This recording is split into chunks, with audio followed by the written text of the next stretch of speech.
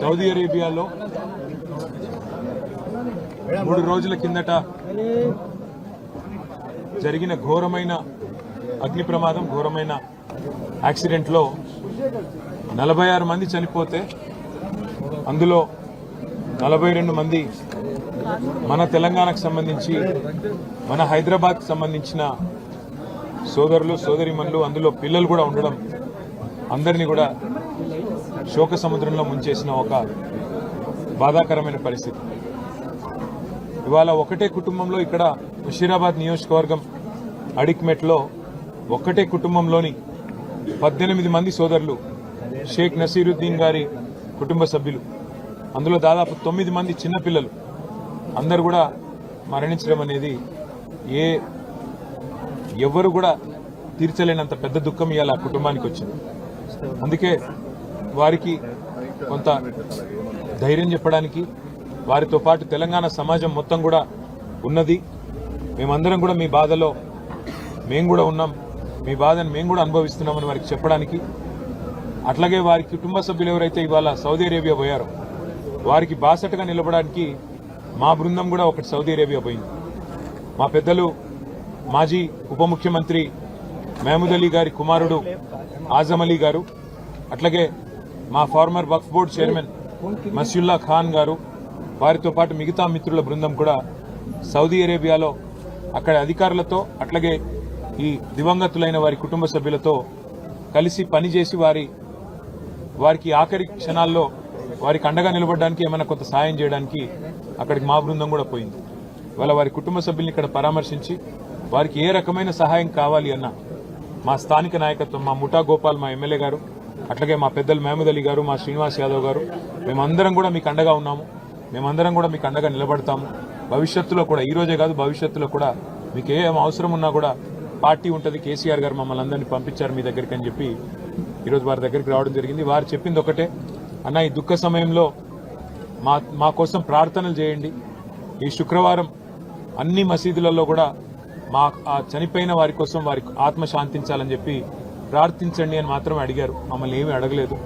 సరే, అక్కడ కొంత సాయం చేయండి, ఎంబసీ అధికారులతో మాట్లాడండి, తొందరగా ఏమైనా ఒకవేళ తేగలిగితే మిగతా భౌతిక కాయాలు అలాంటివన్నీ చేయగలిగితే చేయండి, లేదంటే అక్కడే అంతిమ సంస్కారం చేసే అవకాశం అక్కడే ఉంటే అక్కడే జరిగే విధంగా అధికారులతో మాట్లాడండి అని చెప్పారు. తప్పకుండా మా పార్టీ తరఫున మా గౌరవ ఎంపీలను కూడా మేము కోరుతాము. ఉన్నతాధికారులు, దౌత్య అధికారులు, భారత దౌత్య అధికారులతో కూడా మాట్లాడి వారికి అక్కడ సహకరిస్తామని చెప్పి కూడా చెప్పడం జరిగింది. వారి ఆత్మలు శాంతించాలని, చనిపోయిన వారి కుటుంబ సభ్యులు ఎవరైతే దివంగతులైన వారు, ఇంత పెద్ద దుఃఖం ఎవరికి రాకూడదు. ఒకటే కుటుంబంలో 18 మంది చనిపోవడం అంటే అంతకు మించిన బాధ అసలు చనిపోయిన వాళ్ళకంటే ఎక్కువ బతికిన వాళ్ళకి ఆ బాధ మిగిలిపోతుంది. అందుకే వారు మనోధైర్యంతో నిబ్బరంగా ఉండాలని చెప్పి ఆ భగవంతుని ప్రార్థిస్తూ ఈ శోక సమయంలో మొత్తం మనందరం కూడా మతాలకు అతీతంగా, కులాలకు అతీతంగా వాళ్ళ కుటుంబాలకు అండగా నిలబడాలని చెప్పి కూడా మన సోదరులను కూడా ప్రార్థిస్తూ మీ అందరికి కూడా ముఖ్యంగా మా పత్రికా మిత్రులకు కూడా ధన్యవాదాలు. इससे बढ़कर तो एक इंसान की जिंदगी में और कुछ नहीं हो सकता, इससे बड़ा सदमा तो कुछ नहीं होता।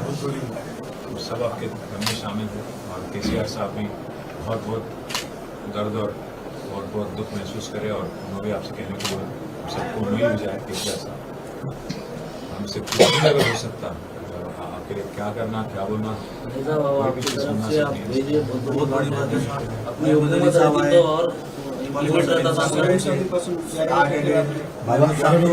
तो हमारे साथ कम से कम 4-5 घंटे हमारे साथी थे. గోపాల్ జైన మార్నింగ్ తెలియగానే ఆ రోజు వచ్చేసింది. జైన మార్నింగ్ ఫస్ట్ వచ్చిన తర్వాత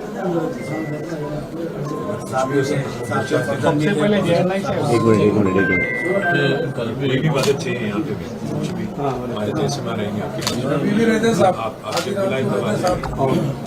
गाड़ी जाने के बाद मेरे सब तो रहेंगे बेटा, चांसेस नहीं है, जब भी बुलाएंगे कोशिश वही कर दे रहे, नहीं ला सकते वही कंप्लीट कर दिया साहब, आधी रात को हमारे नहीं कंप्लीट करके रेडी है। खाली तदफीन करने का पेपर वर्क वो करना पड़ता है। बाकी फैमिलीज कहाँ हैं सर? आपके रिश्तेदार हैं? एक ही घर के साथ पूरे एक ही ये पूरे घर में तो जानते हैं। हमारे घर के 18 मेंबर्स हैं। हमारे घर के 18 मेंबर्स हैं। तो अमेरिका में बच्चा है, उसमें भी बच्चे हैं।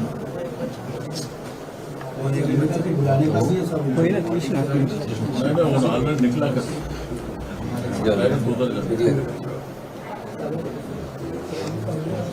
आपके साथ कुछ भी हो सका, कोई भी खिदमत, कुछ भी लोन लीजिए मेरे साथ